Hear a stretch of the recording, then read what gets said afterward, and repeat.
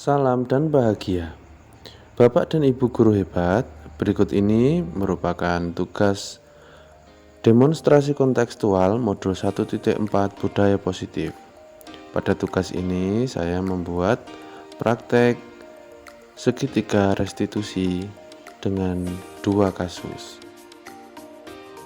Pada kasus 1, seorang anak yang bernama Gilang kehilangan uang sakunya. Setelah dicari, ternyata kantong celana untuk menyimpan uang sakunya itu robek. Kemudian, ia merebut uang saku Sigit. Sigit yang marah membalas dengan membuang tas Gilang ke tempat sampah sehingga isinya berserakan. Kemudian, ada siswa yang melapor kepada Pak Tejo. Kemudian, Pak Tejo memanggil mereka berdua ke ruangannya. Berikut adalah dialognya. Ya, Bapak dan anak. Selamat pagi, Pak. Belakang dulu.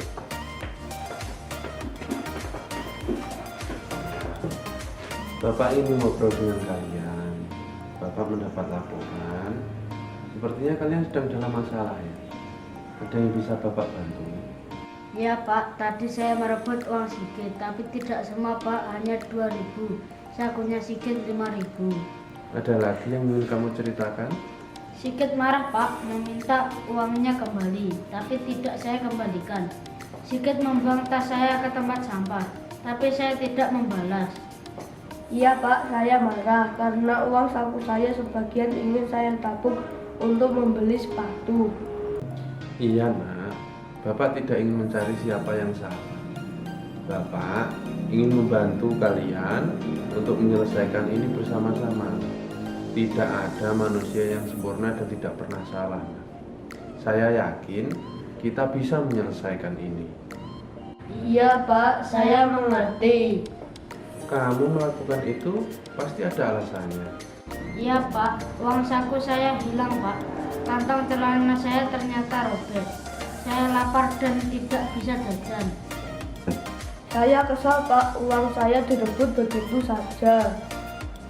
Padahal kamu bisa melakukan yang lebih buruk dari ini ya Gilang. Kamu patut bangga karena tidak membalas perbuatan Sigit. Demikian juga kamu Sigit, berusaha melindungi hak kamu.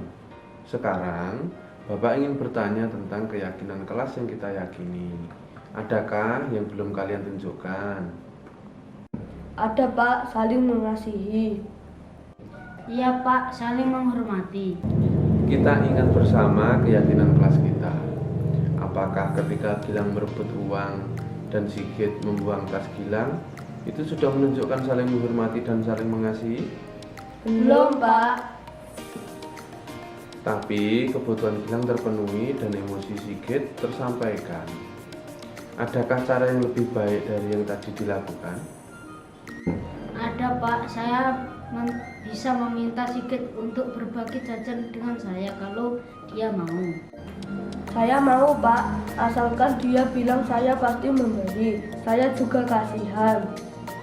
Ini sudah menunjukkan bahwa kalian memahami keyakinan kelas kita. Adakah cara kalian untuk memperbaiki keadaan ini? Ada, Pak, saya ingin meminta maaf dan mengembalikan uang Sigit yang tadi saya rebut. Saya juga Pak, ingin mengambil dan menata tas Gilang yang saya buang ke tempat sampah karena isinya berserakan. Saya juga ingin berbagi jajanan saya dengan Gilang. Kapan kalian akan melakukan itu? Sekarang Pak, Saya minta maaf, Git, dan saya tidak akan melakukan perbuatan itu lagi. saya juga Lang.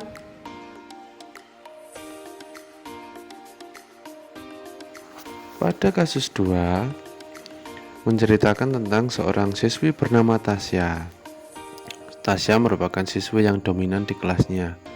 Ia gemar menyanyi dan sering ditunjuk sekolah untuk mengikuti lomba mewakili sekolah. Tahun ini di acara peringatan Hari Ulang Tahun Republik Indonesia di tingkat desa tidak diadakan lomba menyanyi, tetapi yang ada adalah lomba menari. Tasya tidak ditunjuk oleh sekolah untuk mewakili lomba menari. Ia merasa kesal. Kemudian saat teman-temannya latihan menari, Tasya merusak speaker yang digunakan untuk latihan dengan memotong kabel speaker menggunakan cutter. Hari berikutnya Pak Tejo yang mengetahui tersebut memanggil Tasya. Berikut adalah cuplikan adegannya. Permisi, Pak. Iya, silakan duduk. Tasya, sudah lama Bapak tidak mendengar senandungmu saat bernyanyi. Iya Pak, saya kurang bersemangat bernyanyi. Tahun ini tidak ada lomba menyanyi. Apakah kamu tahu mengapa kamu sekarang berada di sini? Tahu Pak, saya merusak speaker milik sekolah. Saya kesal Pak, tahun ini tidak ada lomba menyanyi.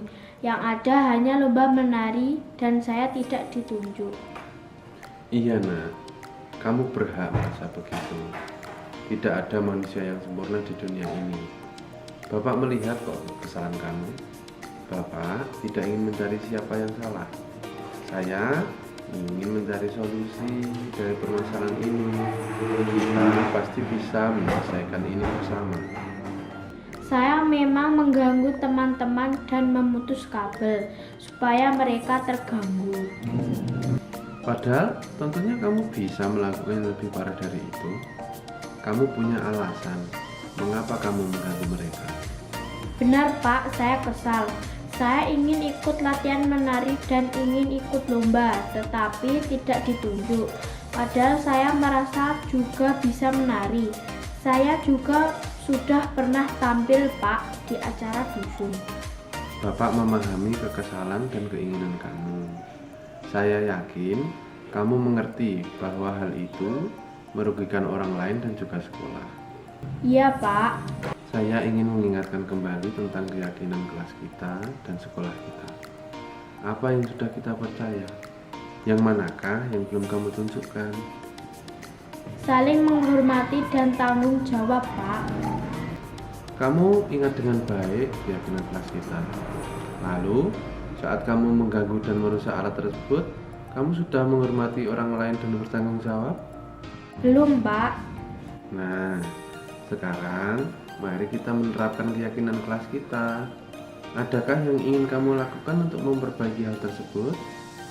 Saya akan memperbaiki speaker tersebut Pak. Bagaimana caranya, nak? Saya menyambung kabel itu Pak. Dulu sudah pernah praktik saat membuat rangkaian listrik. Bagus sekali idemu, nak. Kapan kamu akan melakukannya? Sekarang Pak, kalau boleh saya meminta selotip listrik untuk menutupi sambungan supaya tidak konslet. Tentu. Pak, bolehkah saya ikut latihan menari?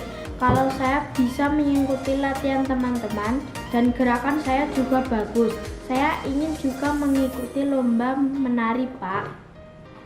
Ikut berlatih boleh, apalagi kalau bersungguh-sungguh.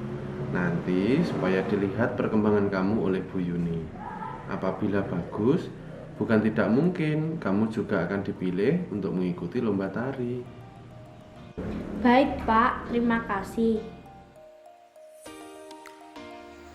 Berikut ini testimoni dari Sigit dan Gilang.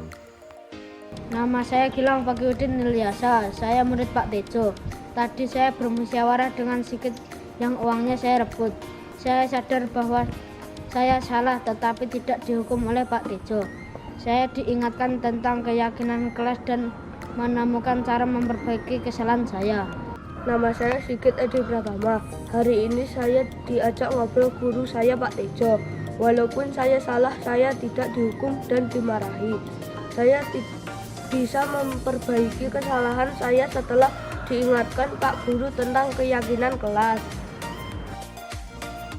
Berikut ini merupakan testimoni dari Tasya. Perkenalkan, saya Miftah Anastasia Putri. Saya tadi berbincang dengan guru saya Pak Tejo.